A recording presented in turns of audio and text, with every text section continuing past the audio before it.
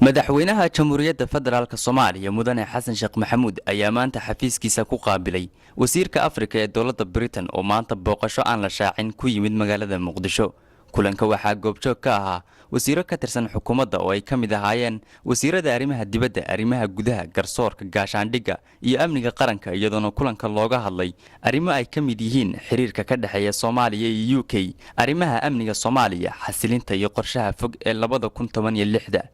markuu soo ilaaday kulanka kadib waxaa si wada jir ah warbaahinta ula hadlay wasiirka dowladda Britain ee qaaradda Afrika iyo wasiirka arrimaha gudaha Soomaaliya Cabdullaahi Goodax Barre. wasiirka arrimaha gudaha iyo arrimaha federaalka ee dowladda Soomaaliya oo ugu horeyn warbaahinta la hadlay ayaa sheegay in ay ka wada hadleen sidii dowladda Britain ay qayb uga qaadan lahayd dhaqangelinta federaalka iyo dimuqraadiyeynta dalka iyo sidii dalka ay uga dhici lahaayeen doorashooyin xor ah marka la gaaro sanadda 2016.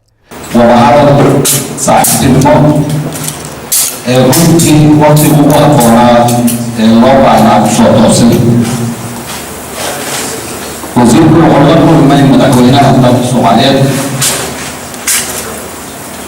waxay ka wada hadleen dhowr shay oo dhinaca siyaasadda, dhinaca nabadgelyada,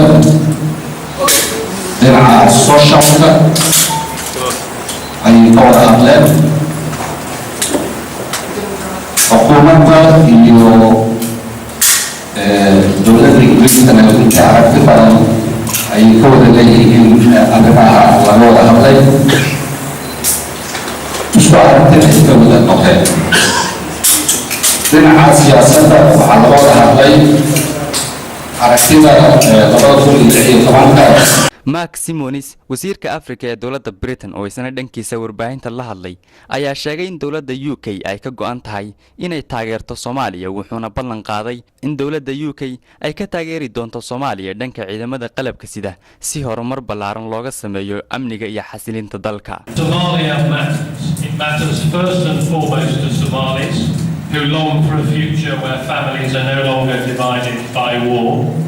A future where businesses across Somalia, whether in Mogadishu, Kismayo, Baidoa, or other cities and towns, can continue. booqashadan wasiirka Afrika u qaabilsan dowladda Britain oo ku yimid magaalada Muqdisho ayaa ku soo aadaysa xilli labadii sano ee u dambeysay dowladda Britain ay laba jeer shirar dhaqaale loogu yabahay Soomaaliya ugu qabatay magaalada London ee caasimadda dalkaasi Britain. Maxamed Bilegeele, Somsa TV, magaalada Muqdisho.